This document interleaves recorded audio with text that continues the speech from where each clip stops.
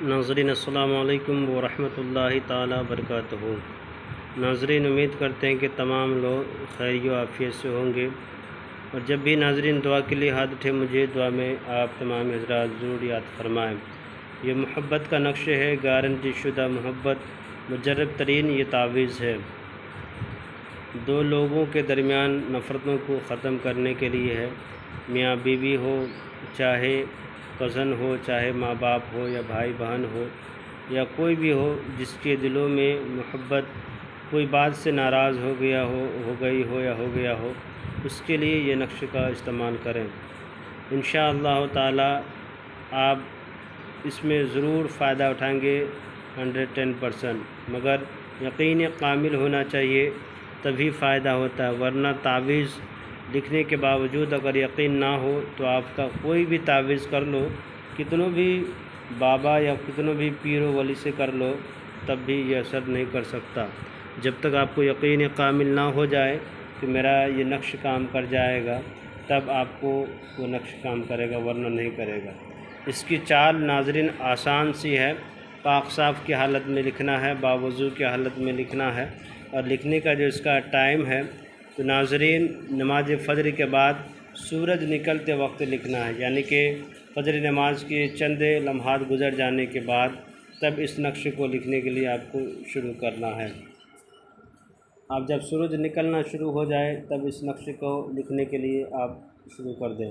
आपके पास अगर अर्क गुलाब ज़ाफ़रान है तो समझ लो कि और ज़बरदस्त काम करेगा।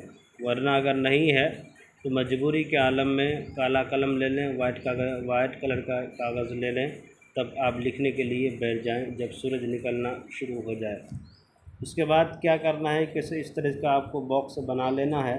बॉक्स बनाने के बाद यहाँ पे बिस्मिल्लाह लिखें या 786 लिखें, आपके ऊपर है। उसके बाद आपको क्या करना है, इधर से शुरू करना, कुल हुवल्लाहु अहद, कुल हुवल्लाहु अहद, कुल हुवल्लाहु अहद, अल्लाहुस समद, लम यलिद व लम यूलद, इस तरह से करके भर देना है। जो एराब जो लगा हुआ है, पेश जबर जेर, इसको अच्छी तरीके से आपको भर देना है। उसके बाद करना क्या है नाज़रीन, जब आपने इस तरह से भर दिए, यहाँ पे लिखना है अल-हुब। जिसके लिए कर रहे हैं उसका नाम यहाँ पे, अगर लड़की है तो बिन की जगह बिनते लगा दें, उसका माँ का नाम यहाँ पे लिखें। अला हुब करके अपना नाम यहाँ पे, अगर आप लड़का हैं तो बिन लगाएं, उसके बाद अपने माँ का नाम लिखें। इस तरह से लिखने के बाद आपने जब भर दिए, किसी के अगर माँ का नाम मालूम ना हो तो उस जगह पे हवा लिख दें। मगर अगर काम करना आपको यकीन के साथ है तो माँ का नाम पता करें, इससे और ज़्यादा फ़ायदा होता है। जितने ही जल्दी उसमें और जितनी ही कोशिश करेंगे और जितने अच्छे तरीके से आप लिख कर के माँ का नाम सही से डालेंगे, उतने ही जल्दी ये आपके तावीज़ या नक्श आपका कारगर साबित होगा। उसके बाद नाज़रीन करना क्या है कि इसके ऊपर में अच्छी तरीके से कोई खुशबू लगा लेना है।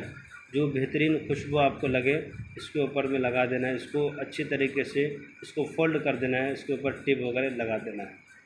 अतर लगाने के बाद, खुशबू लगाने के बाद इसको फ़ोल्ड कर देना है। जिस तरह तावीज़ को फ़ोल्ड किया जाता है उस तरह से आपको इस नक्श को फ़ोल्ड कर देना है।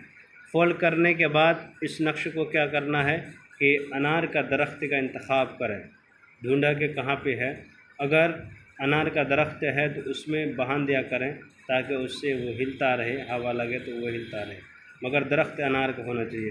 अगर कहीं पे ये चीज़ अनार के दरख्त वगैरह अगर नहीं मिल रहा हो, उस जगह तलाशने के बाद तो मजबूरी में क्या करें, आखिर में क्या करें, इसको उस जगह पे जाकर के दफन कर दें जहाँ पे आदमी का आना जाना कम होता हो, या ऐसी जगह पे दफन कर दें कि जहाँ पे आदमी को दिन भर में एक बार भी आता जाता ना हो, कभी उस वहाँ पे आदमी का पहुँचना मुमकिन ही ना हो, उस जगह पे जा कर के इस नक्श को दफन कर दें। इंशाअल्लाह ताला खुदा की ज़ात पे यकीन रखिए, ये गारंटी के साथ ये तावीज़ काम करता है। मेरे चैनल के नाज़रीन जो चाहते हैं इजाज़त लेने, मेरे चैनल को लाइक और सब्सक्राइब कर दें, ज़रूरतमंदों को शेयर कर दें। खुदा हाफिज़।